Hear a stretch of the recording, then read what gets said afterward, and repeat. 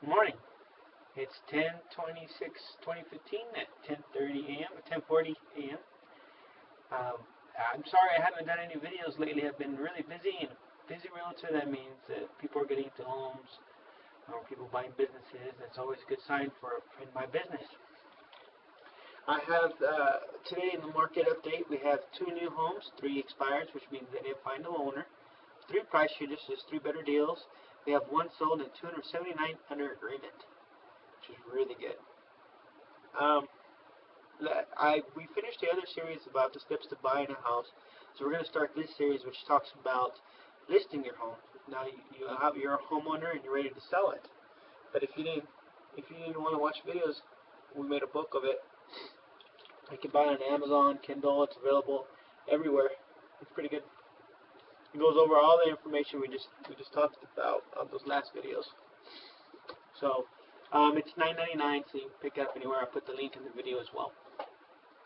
Or you can just watch the videos for free. So either way you want to work it. What I was trying to get at with this video, with this next series of videos, is listing your home, what it takes to get it ready. First and most part, realtors have the most current information what your home value is. Now, that's not our this is an opinion. We're not appraisers, okay? But we know what's going on in the market. And when we know what's going on in the market, we know what homes are selling for, what the prices in the areas, what amenities people are looking for. We have the most current items that people are looking for. Zillow, Trulia, and the other website, they have great insight, but they don't have what we have. We have actually live insight. We actually talk to buyers. We actually talk to sellers. We know what's on the market. We know what's not on the market. We know what's hot, what's not selling. We know what to look for. So when we give you a price, it's not you live in, I don't know, in the Los Colinas. Okay, so your home's worth $150,000 right off the bat. I know that for a fact. No, we have to go in there and do research. We can kind of give a guess, but so we have to do the comparative market analysis, see what amenities you have. Some homes have refrigerated air. Some homes have a swamp coolers. It really depends. That's a huge item in our area. We have about 1 month in the year. I'm trying to get away from this light, and it keeps following me. We have about 1 month in the year that just doesn't. Those coolers don't work. Where it's wet outside, and what those do is they add moisture in the air, and it doesn't have any effect. Okay. So that's one thing you have to think about when we're giving you value. You can go put refrigerated air. I mean, price difference won't make too much of a difference, but it may. So it's kind of one of those deals. I'm going to move my computer because it's kind of comical how the light's following me. There you go. Okay. So this is how we get our price. We're not out to remember the higher the price, the more money we make. Okay. So what we look at is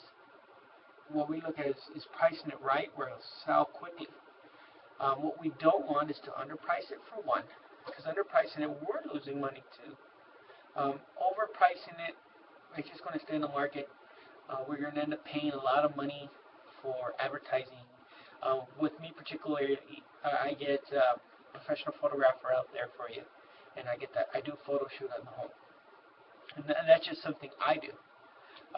Other realtors take their own photos, and that's time. Most valuable thing a realtor has is time. You know, every second counts in our business. From the minute we wake up, we're answering texts, looking at emails, answering people. From the minute we go to bed, sometimes we're answering offers or answering questions about one of our listings. So we really don't have time. So when we do take time to go do a listing and get it ready and do a comparative market analysis, we don't want to overprice it because it's just going to stay on the market to become stale, and people are just going to say, well, why isn't it sold? And then you're going to get lowball offers. If you price it right the first time, it eliminates having to wait the long run, because eventually the price we usually give you is usually the price it's going to sell for at the end. So I mean, that's just something to think about there. So when you're ready to sell, you contact us. We say, okay, what's the address? What's your phone number? When can we meet? Okay. And a lot of times we'll get the answer. Well, what would you sell my house for? It's 201 ABC Street on Main, or whatever. And without doing the research, we can kind of give you a guess. But maybe you have a refrigerator there. Maybe you have granite countertops. Maybe you have automated home. We have no idea. So what we're gonna do is we're gonna go to your home and we're gonna look at the home. We're gonna see what amenities you have, stories about the house. This is all stuff we're gonna use in our advertising. So we need your input, and we need to see the house before I give you a solid price. Okay. So when we go to your house to give you a price, that's what we're looking for. And once we go there, we kind of have an idea we want to price it for. We'll give or take a few. If the market is showing, $1 million houses by your home, and your house is not as big as their house, it actually brings your value up. But if you have the most expensive house in the block, it's going to bring your house down. And that's what people do not understand. That's the biggest secret. That it's supply and demand. If everybody in the neighborhood is selling for $1 million, and your house is actually going to be worth no higher, or if not part of the $1 million houses. If everybody in your neighborhood has a $100,000 house, and you have a $1 million house, your house is going to come way down. And it's just the nature of business. What surrounds it is what it's valued. It's the quality of the neighborhood. And people don't understand that. Sometimes we'll go into listings, oh, I have the best house in the block. Okay, well, that's excellent. And you do have a very nice house, and it will sell quickly, but the guy down the street has a very similar house except he doesn't have granite, he doesn't have a refrigerator. Okay, but he's going to sell a lot faster because he's priced at a price that this neighborhood will sell for. So, now people take offense when they say, oh, my house, I want $200,000. So, well, all the homes in the area are selling for $150,000. They'll take offense. Well, you have more than they do, so let's price it at $155,000, $160,000, just a little bit more than everybody else, but not at $50,000, $60,000, $100,000, $200,000 price difference. That's something we have to really think about when we're doing these listings. Another thing when we go talk to you, we're going to open a contract, and after we get the price, and you say, yeah, you know what, let's go ahead and sell it. The next thing usually what we have is a listing agreement. The next hurdle we have to jump is going to be talking about our commission. Okay. Now with commission, it's completely negotiable. We don't have to get paid a certain amount of money whatsoever, but we do have our value. There is realtors out there that like following me. There is realtors out there that will work for 4%, will work for 5%. Okay, but if anything else in life, you get what you pay for. I charge 6. Okay, 6% is what I charge, and those 6%, it's going to pay for the photos I do for your home, because I get a professional photograph. It's going to help me with my license. It's going to help making sure that your home gets marketed correctly. Okay, anybody can put a sign outside and say for sale, even you can. Okay, but we are professionals, and this is our professional fee is 6% of the selling price. Now, the reason it's 6% has to also do with that we're gambling.